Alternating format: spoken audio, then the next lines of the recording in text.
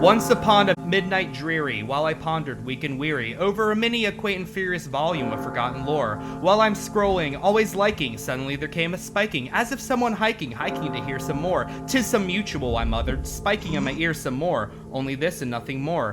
Much I marveled this ungainly sound to hear discourse so plainly, though it answers little meaning, little relevancy to bore. For we cannot help agreeing that no living human being ever yet so blessed with hearing these hot takes never said before, words or tweets upon the flaccid feed above the discourse floor, with such a name as Podcast More. But the discourse, sitting lonely on the flaccid feed, spoke only these two words, as if their souls in those two words they did outpour. Nothing further than they uttered, not a shitpost, then they fluttered. Then they scarcely more than mothered, those blue checks have spoke before. On the morrow they will leave me as my hopes have flown before. Then the world said, Podcast More. Alright, welcome everybody. Yay! This is the Zoomy Cathies. Hello, this is our spooky Halloween episode. Woo! Oh, guys, I don't. That you was might hear, excellent. Guys, you might hear a new voice. We've got Nevin, Madeline, and myself, Caleb, today, but we also have a new guest. Ooh, our first guest. Holla. This is Janie Danger, aka Janie Stranger. She's a professional shitposter and has a new EP out on Bandcamp called Divorce Party / Janie Danger Split. It's very good. I've heard it. And that's the Caleb Townsend guarantee. You. It Oh sounds my like it reminds me of Scott Pilgrim in a good way of like, not that it feels like Scott Pilgrim, but it feels like 90s nostalgia repackaged to make me think of high school, even though you made it like this year. Like I feel like, oh yeah, I heard this in like 10th grade, but I didn't. I heard it like a month ago. It's very good. We'll have the links in the description below. And quick shout out to Divorce Party, who worked with me on that. They're very great. Oh, yeah. Yeah, and I just also wanted to pitch. I'm working on a new album. It's called Sensitive Skin. I'm almost done with it, and it's like a Cronenberg indie pop album. Nice. Well, that's Fuck perfect because we're going to be talking about Cronenbergian things and probably some Sensitive Skin, depending on how hard Madeline goes into Over the Garden Wall. But first off, Janie, I have to ask you, so on our very first episode, we decided that we could take the entirety of childhood cartoons and put them into a binary structure of whether you're a Disney kid, a Nickelodeon kid, a Cartoon Network kid, or a PBS kid. And I gotta ask you, what's your stomping grounds? Well, I have to critique you a little bit. That's not exactly a binary structure. It's a political compass. Okay. I was about it's to a political say. compass. For sure. Yeah, okay. Well, PBS is obviously all right. For no, sure. I know PBS is off left, yeah. Yeah, I think Cartoon Network would be lib left. Yeah, Disney's off right. I mean, Walt Disney Disney would be off Finisher, right. So it goes without saying. Nickelodeon's certainly the dirtbag left of the channels. Yeah, with Ren and Stimpy and SpongeBob. Yeah, Cartoon Network. like, Cartoon look, Network. let's not leave Cartoon Network. Which are you? Oh, Cartoon Network. Yes! Yes! For sure. Yes! Early Cartoon Network, specifically. Hegemony. Like Powerpuff Girls, Dexter's Lab. Yes! And, yeah, that's my vibe. I'm the only Nick kid on this podcast, and I'll wear that. We have hegemony badge now. of honor. Yeah, well, Nick had the good like live shows and stuff, like cartoon All that did slap. Yeah, all that was and Keenan and Kel. Yeah. Those are really great. Mm-hmm. But when Butch Hartman wasn't so outwardly. What? Huh? What are you doing, Butch? I don't know. I like the cat. Obviously, Rocko's Modern Life. It's really good. I was too young to appreciate Rocko's Modern Life, and It's very good. The thing is, I was also a Cartoon Network kid, so whenever I tuned in to Nickelodeon, like I was just a passerby. Yeah. Right. So that's probably why Rocko's Modern Life didn't. These are the shows. Affect me. These are the shows that I would watch on Nickelodeon. I would switch from Cartoon Network to Nickelodeon to watch Rocko's Modern Life, Cat Dog, and Angry Beavers. Those are the. Yeah. Cat Dog was I also really liked Cat Dog. It's just kind of one note. Like, one's a dog, one's a cat. How do they shit? How long can they make that joke? It is a one. Hey, note. but I will say, no, they did an entire episode that I remember this vividly. Mm-hmm. They did an entire Cat Dog episode About how they the dentist and how whatever cat ate affected dog's teeth. I remember that one. I remember that one. I remember they shit out of the dog mouth. I had to get my mom to explain why it would hurt to eat aluminum foil. She was like, because the cat dog has fillings in its teeth. Yeah. They shit out of the dog mouth. That is canon.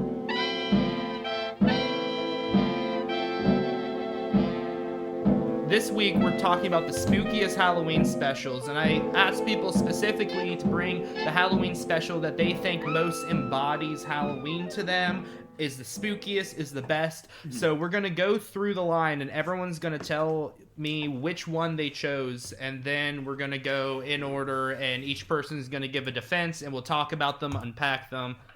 So... Janie, what did you pick? As the guest, you get first goes. Ooh, I love going first. So you brought up Halloween special, and the first thing that came to my mind was Elvira, because she's like the queen of, Halloween, or whatever. Right. And I mean, we also just stand big titty goth bimbos. I mean, that's just kind of universally appealing. We're here for bimbos and himbos. Yeah. Oh, yeah. So the first thing I found was it was a clip of her on the Joan Rivers. It was like Joan Rivers hosting this night show, and Elvira was the guest. And I didn't get too much out of that, other than like they really want to fuck Pee Wee Herman. And hell yeah. Yeah, it was pretty cool. I don't know, the Joan Rivers thing. It's very unrelated. Yeah, it's a little unrelated because that wasn't what I ended up going with. But he masturbated in a movie theater or whatever. And I mean, who amongst us hasn't tried to do that? Yeah, I mean, it's common. It's not even a big deal. That wouldn't even be a scandal. Other than the movie theater incident. Wow, people who are 50 and listen to our podcast will get a chuckle out of that one. One time I was just like randomly at this park, and it was like started raining, and I was like huddling under the shelter, and there was this like group of people, and I just overheard this woman being like, "No, it's okay. It was an adult theater. He wasn't around kids." I love the TV discourse. So it's true, yeah. So what is your? I really enjoyed this. It's like a big-titted woman in Salem, Massachusetts. You're fine. Interviewing the locals, and they're all like staring at her boobs, and she's like pulling pranks on them and stuff. And I don't like it. Just had this like quality to it that's just severely missing from TV right now, where you don't have to really like focus on it at all, and it's just supreme vibes. This is hot mommy woman pulling goofy, horny pranks on people, and going around Salem, Massachusetts, and just doing goofy stuff. I loved it. Incredible. I want to point out specifically that I just looked up Elvira's Halloween special on Wikipedia, and this is the entire article. Elvira's Halloween special is a 1986 TV special for MTV hosted by Elvira. The special included skits with Elvira as well as music videos, and that is all it says. To be honest, that's like very accurate, but that's all I wanted. Like I sat down and I got stoned, and I didn't have to like super pay attention to the TV, and it just had, I don't know, like that like Halloween like ambiance of like, I don't know how to explain it. It's like the feeling on Christmas Day when you like walk into the room and like A Christmas Story is like still playing, Yeah. It's like that, but for Halloween, which is like even better, because Halloween's objectively a better holiday than Christmas. It is. Yeah. It is. I mean, I think that's what everyone looks for in any kind of special, is that they want kind of the ambiance to have on in the background. The comfort. Yeah. Yes, the comfort. Yeah. It's like kind of nostalgia in this like very concentrated, exaggerated way, because like we're no longer kids. We can't, especially during quarantine, we have to rely on specials because like Halloween stuff isn't happening. Yeah. Oh, speaking, I just wanted to mention this too, as I was like looking through like Elvira stuff. She posted a video recently called "Don't Cancel Halloween." Oh yes. And I was really scared because I thought it was gonna be her saying like why it's okay to dress up as like Native Americans or whatever. Like, don't cancel Halloween. And no, it was about how she's like horny for trick or treating. I was like, okay. I mean, we're all horny fine. for trick or treating. If you weren't horny for trick or treating, we wouldn't have you as a guest on. We would, yeah, right. Like, what are we doing here? Oh, yeah.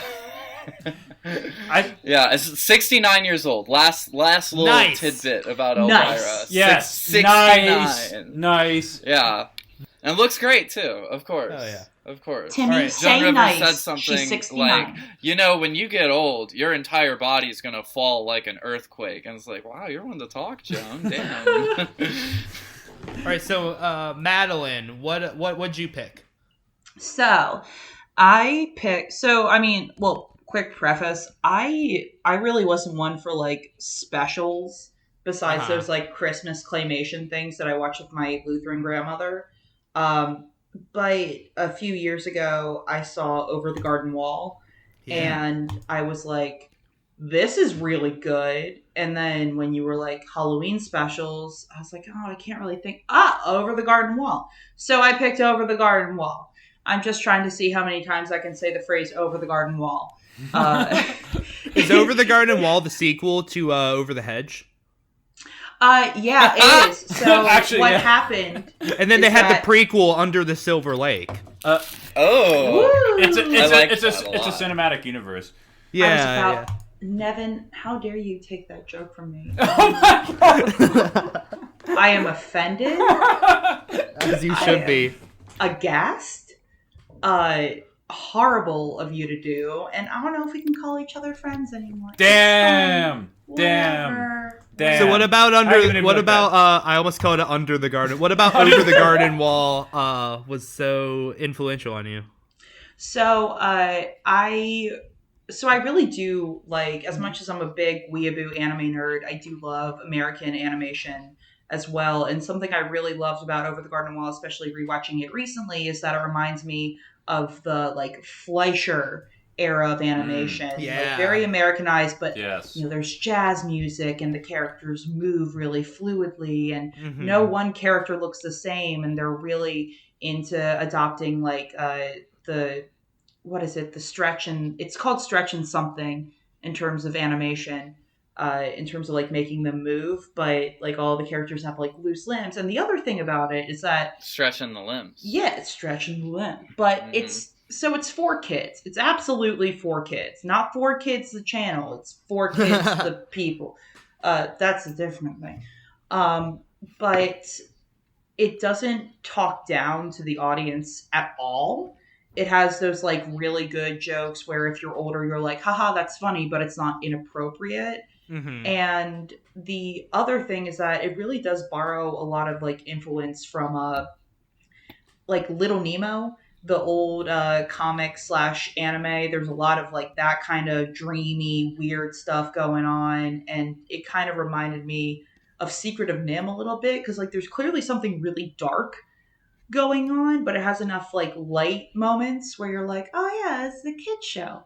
This is nice. And like one of the main protagonists is like this angsty freshman in high school who makes a cassette for a girl he likes, and his little brother in the show is his stepdad and his mom's child. So like there's all this angst going on, but it doesn't feel like pushed down your throat. And they're like, navigating the spooky world where there's a village of pumpkin people and a weird beast in the forest. And it's just really big sense of adventure, kind of spooky, but also fun stuff. And I'm like, man, this is going to be hard to talk about on a podcast where I like to joke about things, because I really don't have anything to joke about, because it's just really good. It has a crazy cast, too. It has, like, Elijah Wood, Christopher Lloyd, Nolan, Lloyd. I don't know. Christopher Nolan. Christopher Nolan. Yeah. Look, I'm a little tipsy. So. Oh, we all are. We're gonna get who amongst us? Who am I? Yeah. And Tim Curry and John Cleese are also in it. What? Yeah, it's pretty wild. The amount And Cartoon Network isn't really usually a celebrity cameo type thing. It's not like no, it's not at all. It's not a Disney localization of a Miyazaki movie, is what you're saying? Yeah. No. And it was made. Wasn't it made by the guy who made Adventure Time, or one of the people who was like involved with Adventure Time? He was like the creative director or something. Yes. They did, So Patrick McHale, the Midnight Gospel too. Yeah. Oh yeah. So Patrick McHale made it. He worked on The Marvelous Misadventures of Flapjack and Adventure Time. Oh, one And- of my favorites. And the thing is, like, more so than Adventure Time, I'm like, wow, this kind of reminds me of Flapjack, because Flapjack's a little weird and a little dark, and you're like, what the fuck is going on in this goddamn show? That's kind of gross to see. But it's like they took Flapjack and Adventure Time and said, fuck it, spooky but beautiful. So what is the most spooky moment in Over the Garden Wall? So, there's like, every episode is pretty lighthearted and then has like a spooky moment, but this kind of spooky moment is also very funny. So I just wanted to bring it. So, episode 8 of the miniseries is called Babes in the Wood, and the younger brother character, Greg, falls asleep and is taken to like the dream world in the clouds, whatever, and it's very Little Nemo, whatever. And then he's greeted by several different like coalitions or greeting committees. Like there are 3 different greeting committees who do a little song, and he goes, is there anything else? And it just hard cuts to like 5 seconds of this like bulldog thing with wings, but it looks really angry in the rain, and it just slowly zooms in, and then it cuts back to Greg, and he goes, that's enough. And I'm like, what the fuck was that fucking rain cloud dog? Right. That's just upset. It was so like, their humor's on point, but it was just so like, what is this? Like unsettling and surrealistic.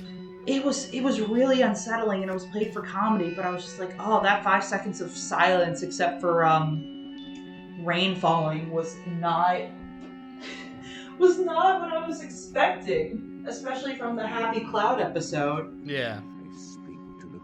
So Nevin, what is your special that you chose? My special, not super spooky, but a good take on Halloween, is the King of the Hill Halloween special, Hilloween. Oh, wow. Yeah.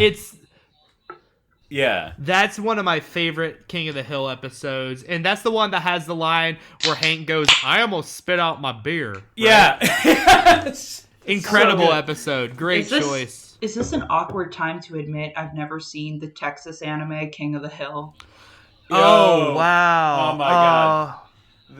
One of the it's greatest the perfect time. anime. Madeline, I can give you like 5 top episodes to watch so you can get caught up. Yeah, you're not a real weeb until you've watched King of the Hill. You're yeah, Look, King of the Hill is the you're not Texas anime. Yeah. You are... Yeah, Bobby Hill's just that's an my icon. purse. I don't know you. Well, Bobby Hill is just even I know about Bobby Hill's a household name. Yeah. Look, you're not a weeb though until you've seen Corey in the House. That's the true. True.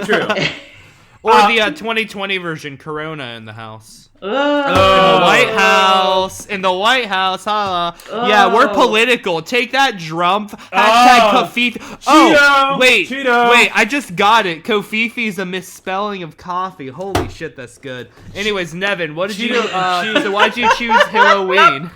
Well, okay. So when I was a kid, the town I lived in was a lot different than it is now. Now it's like a generic liberal Democrat college town, but it is in Virginia. So when I was a kid, it was a little bit more the other way. Not that the way it is now, the correct way, the God's way. God's way. God's way.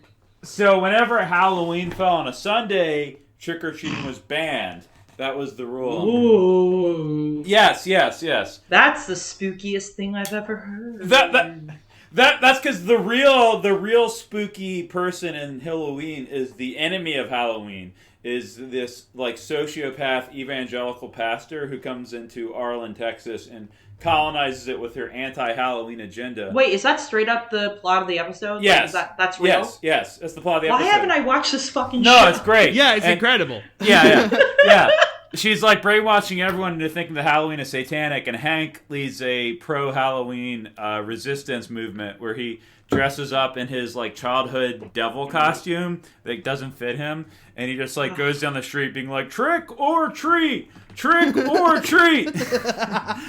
Man. Yeah. What? Because like, Because Hank is like thinks Halloween is like wholesome all-American fun, but like everyone's convinced he's the devil for being pro-Halloween. Which is funny because Hank is usually like the moral. Yeah, like, he's usually heel like of the show. He's the one that's like freaking out over stuff that like doesn't matter. Yeah, he's usually like the conservative like guy who's freaking out about every like thing that like. But in this episode, he's like, "No, they're not taking my Halloween." He's like. Well, that's also part of what made King of the Hill such a dynamic show is that it had like the politics in it, but like the characters were fluid and that like their representation of like conservative versus liberal would take different sides and manifestations that feel very dated now because now everyone just kind of adheres to like you're on the side or not. Whereas Hank would find himself being like the pussy sometimes, and then would find himself at other times being like the kick-ass rebel. Yeah. It was before like social media algorithms. Like I don't feel like there's that many Hank Hills anymore because like social media algorithms have like sorted everyone into. No, there are Hank Hills. I would just argue that I think most people fall into like the Hank Hill lane of like I don't know, just kind of apolitical, but like when something affects you, it really affects you. Yeah, that's fair. Yeah, that's true. Everyone, like, I think most people are like Hank Hill or Joe Rogan. Yeah, well, no, they're quiet. Joe Rogan is Joe Rogan's not quiet. Joe Rogan is the neo Hank Hill. He's the neo. Yes. That's yes. Wow, that's a take. I don't know if I agree with that take. I do agree with that. I don't like Joe Rogan, so. I mean, you don't have either, to. but I also don't generally like most people's take. But I understand like the meat-headed like way they come to those conclusions. Oh, like bro thoughts, like bro. I guess. Have you ever thought? I don't know, just like dumb, like Neanderthalic ways of kind of looking at society. They're called homos, Homo sapiens. Yeah, Joe Rogan and Hank Hill. Hey, I thought we all agreed no slurs on this show. Yeah, that's Joe Homo. Joe Hogan? Have you guys ever the done Joe Homo experience? Have you ever done penis? Yo. Okay, before we start becoming a Cumtown derivative, so Nevin, why is that the most Halloween? Why does that strike you as most indicative of the Halloween experience for you? Because it's a meta Halloween special that talks about the social, the cultural importance of Halloween to the American psyche, and also I saw it as a very young child, and I vividly remember the like psychopath evangelical preacher woman. Like she has an anti-haunted house, like a Christian like anti-haunted house. That's my mom. Yeah. By the way. Yeah. No, I went to those as a kid. I've been to hell houses. Yeah. They suck. Yo, there's like you died of AIDS because you're gay. Woo! Yeah, exactly. Like, I went to a Christian one of those too. It was called like the 99. It's the most terrifying. It's legitimately scarier than any haunted house because it's and you don't get they're literally trying to like scare you. Yeah. And you don't get popcorn balls at the end of it. You don't get any balls. They're actually discouraging of getting balls. Yeah. Unless you're a girl and you're married. Yeah, it's like you don't get candy because you're a sinner. Yeah. You're a fucking sinner. Jezebel never got candy because she's a whore. I don't know why I think that's so funny. I'm laughing at my own joke. The one I've chosen, and maybe it's a little bit shooting fish in a barrel, but Treehouse of Horror, Season 2, Episode 3, the very first one. So, I did not grow up watching The Simpsons, but I went to thrift shops a lot, and I was not allowed to watch it, but I got a VHS that had only the first Treehouse of Horror, the episode Bart Gets an F, and the Thanksgiving episode. So I watched this a shit ton as a kid, and I think it's fantastic. Marge Simpson addressing the crowd, warning parents, was such a salient opening because it's genuinely, like, Simpsons was a kids show in season 2. Like, it wasn't really for adults, and they got scarier with it than they usually do. Like, the first segment, Bad Dream House, when they're, like, all trailing each other with knives and the lighting's all dramatic and it's like Amityville Horror Poltergeist, freaked me the fuck out. Like, the music really works, and, like, it's genuinely unsettling. The Hungry Are the Damned one is, like, the weakest segment. I think it's funny, but it doesn't do much. But then, yeah, but James, say what? It introduces Kang and Kodos, though. Like, yeah, I mean, it introduces Kang and Kodos, and that's, like, cool. But it's, like, just of the three, it's, like, the one that does it the least for me. But the Raven adaptation with James Earl Jones, where they decide to do an actual adaptation rather than just have it be, like, just some, like, parody of it. You know, the humor's only sparsely peppered through, I thought was just kind of mind-blowing as a kid, and it got me into Edgar Allan Poe. Yeah. I always appreciated stuff like that, too. And I one of my favorite lines from it is the line in the Bad Dream House where Marge is like, "The family has had its differences, and we've squabbled, but we've never had knife fights before, and I blame this house." It's just so iconic That's to a me. Good Marge Simpson. That's a good, Thank you. I've been practicing it a lot. Yeah. That is a good Marge Simpson. For this one moment. Yeah. Homie, I have to vote for Joe Biden. Sorry. Not being derivative here. Yeah. Hell yeah. But not. Yeah, it's the perfect balance for me of genuinely spooky, but also funny and light, and it has that good old Simpsons vibe where I like love the first 2 seasons because it's like just the animation style is more primitive, and I love those like early pilot stuff. So that was the one that really hit me as a kid of like, oh, this is I associate it almost singularly with Halloween. Damn, that's good. Yeah. That's a good answer. Respect. That's a good pick. Respect. Yeah. What was the spookiest moment for you? It has to be when the scary music is playing and all 4 family members wake up and you all see them brandishing knives. Oh, that shit is scary, yeah. And Homer, like, walks out with a knife and then looks over and sees Bart following Lisa with a knife and then sees Maggie, like, trying to struggle to hold a knife. Yeah, that's and pretty... trail Bart. Yeah. And then you see a knife go up in Marge's hand and it looks like she's about to stab someone. And then, bam, she's, like, cuts a slice of bread and is, like, not in on it at all. Mm-hmm. Like, as a kid, it made me jump and it freaked me out. Yeah, that is a really spooky. I remember that, too. Like, it was shockingly scary for, like, something that was effective. Like, the episode that aired like 2 episodes before was just like Bart is struggling in school and got an F. So like it wasn't even like an adult show yet. It just blew me away. And like the color scheme in it is they'll do a lot of exaggerated colors that really kind of bring you back. You know, there's like certain color schemes that like as an adult you just like see it and it just immediately has that unlocked memory vibe. Yeah. Oh, definitely. For sure. Mm-hmm. And I think that's what a lot of these specials probably do. I mean, Janie, you chose Elvira, and I'm sure that has just a bunch. If you watch that again, that's because I was horny for Elvira. Sam, who isn't though? Who isn't? Yeah, come on. Sorry, not who wasn't. Who isn't? Yeah, who is? Yeah, still. Yeah, like, who is? Yeah, no, we're still horny for her. You know, there's some like suburban dad who married a Karen who was like, all right, shut the fuck up, child of mine. We're going to watch the Elvira special. Yeah. Oh, just yeah. I thought you were about to say, like, he put, like, a black wig on his wife. Yeah. I was going to say, like, 1 out of every 4 Karens has to dress as Elvira. She doesn't understand why. Yeah. She's just like, this is just what my husband's into. She doesn't get... She's like, our marriage is fine. Yeah, it's totally fine. Yeah. It's great. It's great. We're great. We're fine. Yeah. We're great. We're having a good time. The fucking car. Just get the wig. Put the wig on. Where's the wig? I'll So, deal drink- with drink you. this, drink I'll this. deal with you setting up an insufferable child's Halloween party at my house if I can just pretend you're Elvira for one worthless second of my life. Yeah, just one second. Look, if we're gonna stay And that's how together long for the it takes kids, for me to come usually as a Yeah. husband of heroin. Because Yeah. this is going into boomer territory. Let's pivot again. So Halloween is, I think, something that we kind of all need right now because, Because it's of 2020. coronavirus. Yeah, there's like really Yeah. nothing else.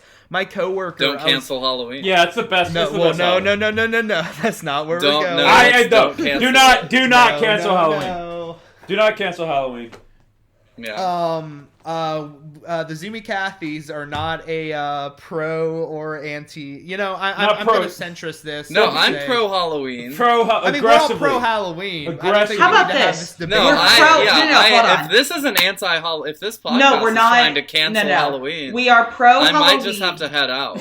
We are pro Halloween, but we are also pro safety. I'm We're aggressively pro Yeah. Halloween and we're pro safety. Yeah. Celebrate Halloween in whatever way you want. Yeah. Okay. Whether that's I want to go trick or treating in my neighborhood without a mask. Yeah. That's Okay, how I well, want to except for that way. Except for around that. I want to. I've had a fever for a few days, and I want to go out. I want to around wear. Children I want to dress as. and- I want to dress as a Native American and cough on respiratory droplets. cough on children. Yeah. Yeah. Well, would it? It would usually be the white people coughing on the Native Americans. Oh. Wait, can I actually wait? Wow, that can was I- set up really good. Can I ask a question to everybody? And I'll provide an example, but I think it'd be a good come together moment. Take that as you will. But Pornhub But- sponsor us. hashtag. But what all is the worst boomer Halloween costume you've seen? I'll go first. Spanish guy. I'm sorry. Yeah. It's okay. Well, no, you can go off because I've been wanting to go off about this for like 4 Yeah, years. you do yours. I'm like seething with rage now that you mentioned that. But, Because we all are, and I knew Yeah. we would all have a good answer. uh-huh. So I saw this dude in a bar like a few years ago who had bubble wrap all around him and like a hard hat on, and he's drinking at the bar, and we're like, and he's like, I don't know, 60 maybe if I'm being generous. He was probably younger, but he looked like shit. So I'm like, oh, what are you for Halloween? He's like, oh, I'm a fragile millennial. Oh my god. That's Yes. That's awesome What? shit. Why the hard hat though? Because that's like a manly working class. Well, it's to Because protect him from like what slurs? Yeah. Getting Well, misgendered? I don't know. Yeah. My headcanon is that he's like, oh, those millennials want me to follow OSHA. Like, that's my headcanon. That's really funny. Oh, So I think my worst one, and I won't say the name of it. Nevin will know this, but someone from my hometown one time famously went as Urethra Franklin, and it was just a dude, and he did blackface, dude. and he owned a prominent shop in our hometown, and then everyone like got on him, and I had to watch like a bunch of like well-meaning townies be like, "Oh no, this is okay." Yeah, it was fine. I was just telling. like we had to like have that discourse for a while, and it was. Yeah. I was just telling. It was, I was just telling my boyfriend about Urethra Franklin. Like, holy fuck! Oh my god. That's so funny. A friend of mine who is a person of color, his joke was that that Urethra Franklin was actually like that. There's going to be like a Hotep ethno state. Urethra Franklin was actually woke because he was trained to be part of. wow, that's. Hold on. Yeah. Is this Shrek? Because that's got layers.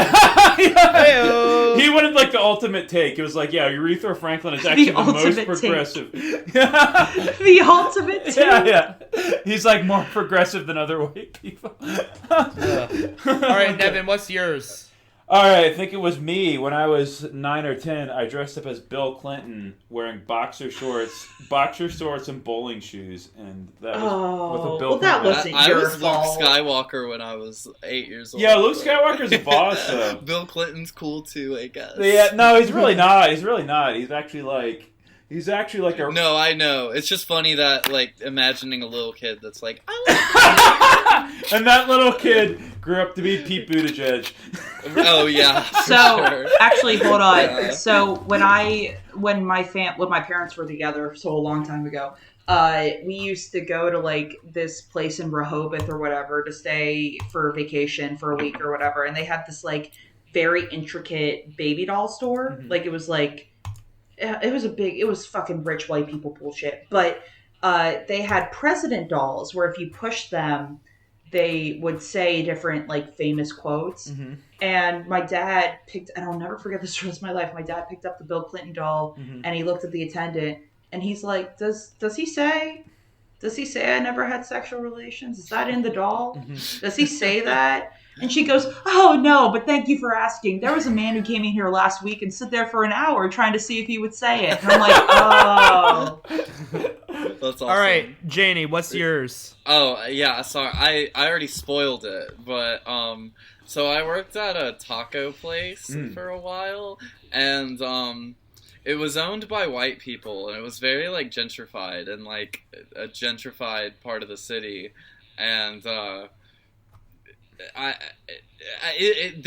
one of the owners, who I just said was a white person, showed up in like a just general like Spanish guy costume. I don't know how to say this in like a PC way. Like for a stereotypical, you know, like the mustache and like sombrero, and it's like you're already like you bought this place that like literally displaced people of color in this city, so you can sell overpriced tacos. You're white. You're selling like Mexican street food that normally costs like $1, like literally $1 for a taco. Yeah, with like onion and cilantro for like $3-4, and you're showing up dressed as like a Hispanic person. That you actively helped, like, you know, like make their lives worse, like in real life. That just like had so many layers of like, this is so fucking bad. Like, how are you this stupid? That's actually way worse than what I was imagining. But what I was imagining was like he dressed up like a generic Hispanic guy costume and like went to like Hispanic taco, which is kind of how I feel about Aretha Franklin too. Like, how do you like? But I'm not even saying this in like a woke PC way. But how do you like put on the blackface? Like apply, like you're in the mirror putting on the blackface, and you're like, that like takes like an hour. How's like at no point are you like, how did I completely agree. Yeah, there was a story. It was like around here. I don't know if you guys watch The Walking Dead, but there was a black character named Michonne, and she has a samurai sword. Yeah, and there was like a big story around here. It was like on the local news and shit, where this girl like dressed up as Michonne, and her parents put her in blackface, and it's like, how have you gone your whole life thinking that's okay? That's like how like that's how we you're right. Like it takes time to get into. That's like blackface child abuse. Yeah, no, it's so easy at every step of the process to not do that. Exactly. Like imagine like doing, at any point you could be like like halfway through it and be like, wait. What am I doing? Right, yeah. It's ridiculous. All right, it's like the opposite of the reflection scene from the original Mulan, where instead of rubbing off the makeup, she's just rubbing it on. But it's with the Spanish guy thing, it's like if he went to like, you know, other Spanish restaurants, like that would have given him a reality check that he obviously hasn't had in like 30 fucking years. I don't know though. Like a wealthy white business owner. With any other minority group, I agree. But like, I feel like Hispanic people might be like, "Oh, that shit's hilarious." Might be like, until they found out like the fact that he owns that restaurant, then they're like, "Nah, fuck you." Get the fuck out. Hopefully. Our dishwasher got a fucking kick out of it, so you might have a point there.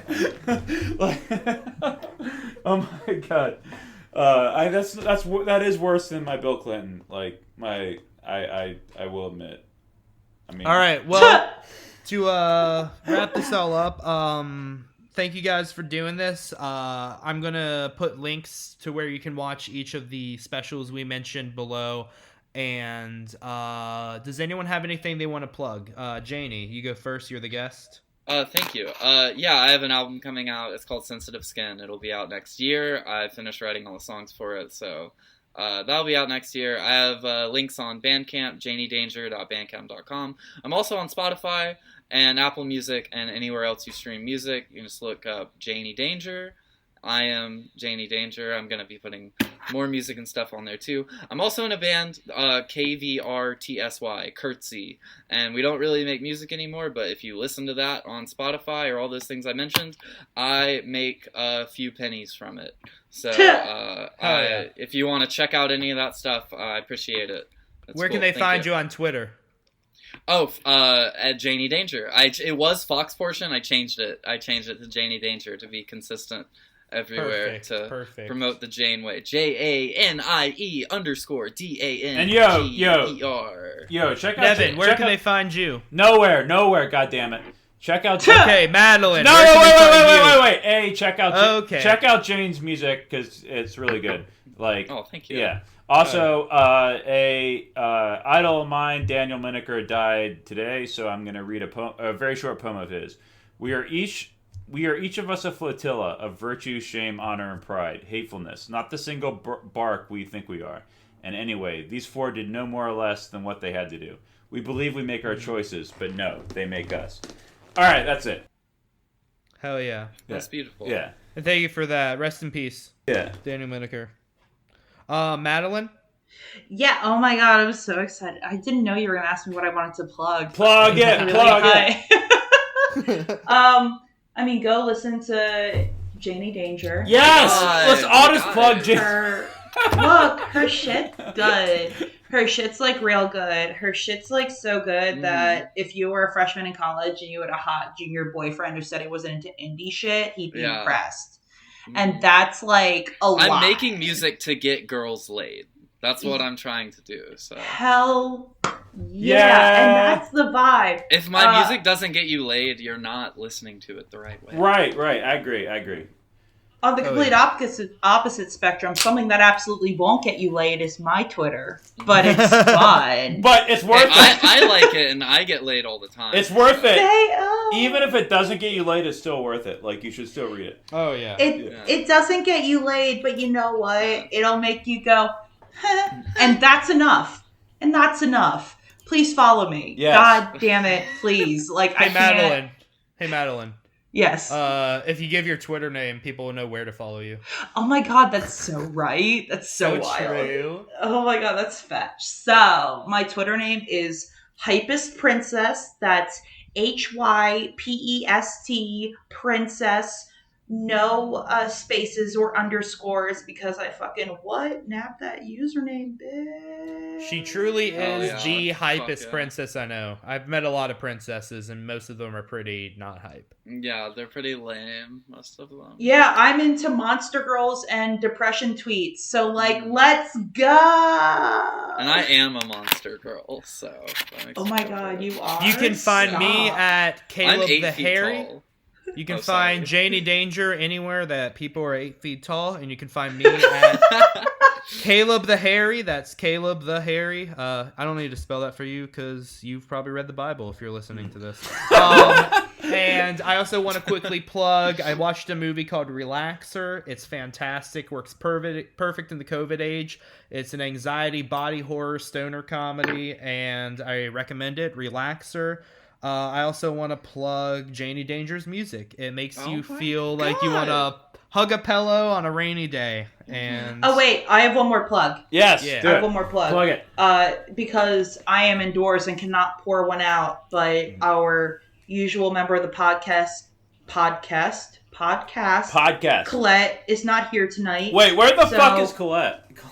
She's doing her own thing. You know, we're adults. We have schedules. Pour one out. But I just poured wine on myself. You can find her on Instagram at exactly 5 eels, right? No, it's exactly 3 eels. That's why I pulled it up. Yeah. I'm a fact checker. Okay. So that's the word exactly, the number 3, and then the word eels, no underscore, no spaces, EXACTLY, number 3, EELS.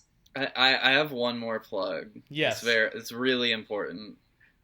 This is actually the most important plug. Everyone listening to this, you gotta get that. You gotta get out there and vote.